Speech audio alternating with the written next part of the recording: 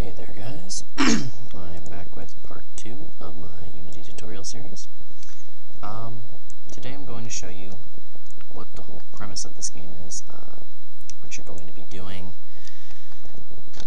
the whole basic objective of the game. So, how I see it is, the objective of the game is to get treasure from the top of this mountain. But in order for this piece to be unlocked, you need to gather other pieces of treasure, which I have illustrated here in my game. The X represents the main treasure. The black X's represent the 4, let's say, keys to get there. So it looks somewhat similar, enough that the player can understand, I would assume.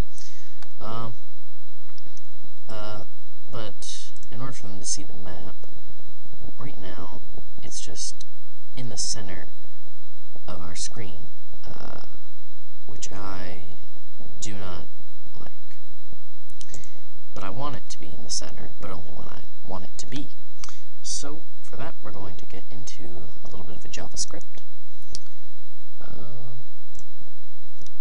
Let's call this map behavior. Open that up. Now this should open to MonoDevelop, the default scripting tool for Unity.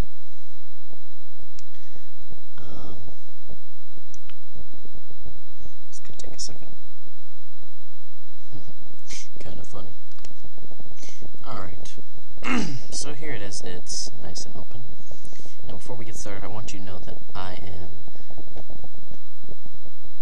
nowhere near as talented a scripter I would like to be. I do very basic things.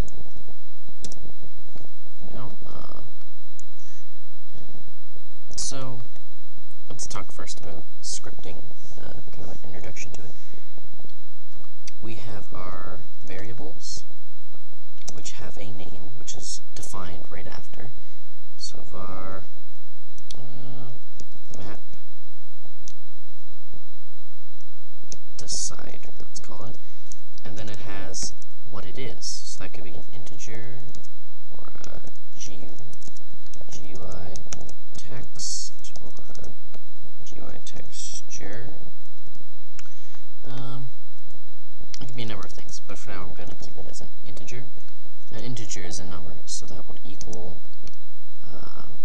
let's go with 0 to start with. I'll add another variable called map, which is a GUI texture. Alright. So, function update. So now we have functions. Functions, it's hard to explain what they do. It's basically a place to put the code so that the game can check for it. So function update is constantly updating every frame you render. So it will check for whatever's in here every time we render. So whatever's in this little thing here, we'll check every time.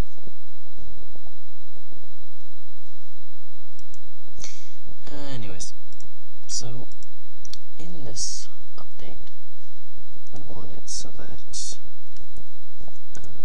if statement, so this is deciding like if it is true, kind of like a true or false question, like if it is whatever. So if map decider, so the variable we're calling up the variable map decider equals, actually, I am not 100%, like I said, I'm not very good at this. Int equals 0. Now let's see if I get any errors. Yes. Okay, I can't do that. I said, I'm everything short of perfect.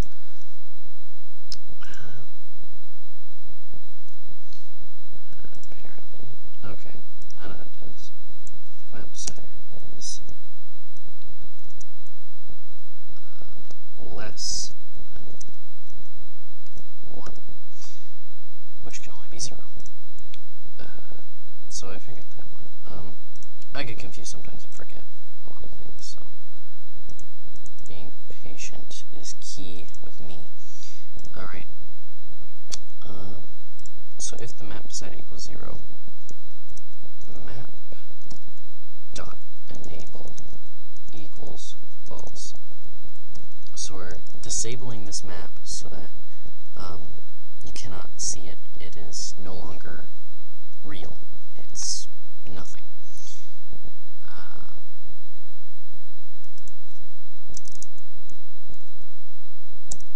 If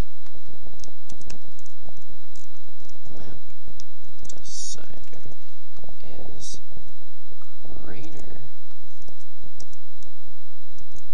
than 0, which means that it'll be 1, because I'm only going to set it to 1.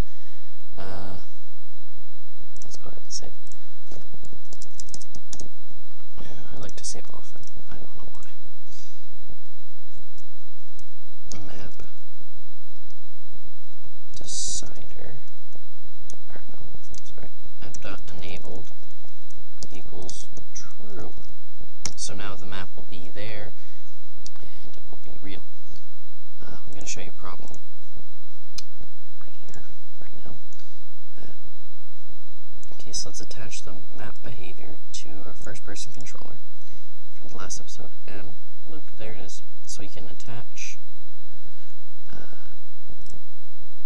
this is the GUI text I use.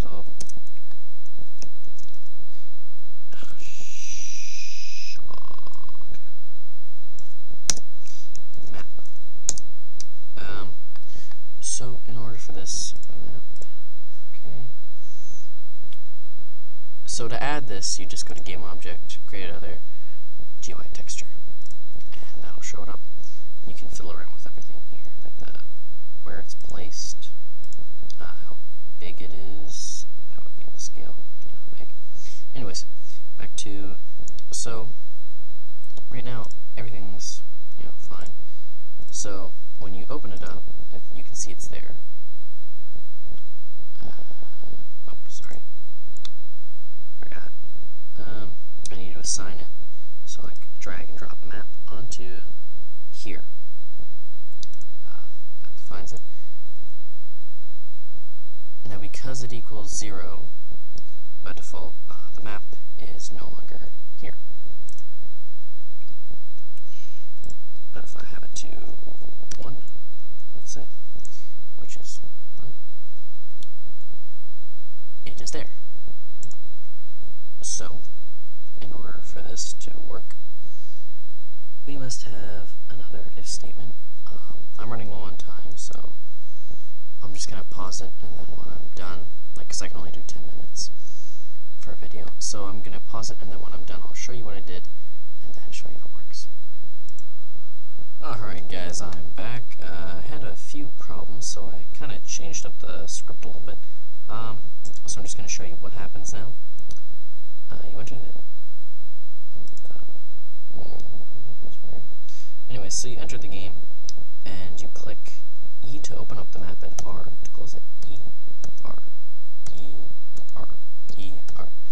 Now I'm going to show you how I did that. So I changed up the script a little bit. I realized that I didn't need the integers, and I changed it. So to keep this brief, this is just saying if I get the key down, it equals true. If I get this key down, it equals false. I'll explain it later in more depth, but video time's running out. So I bid you adieu. Thank you for watching.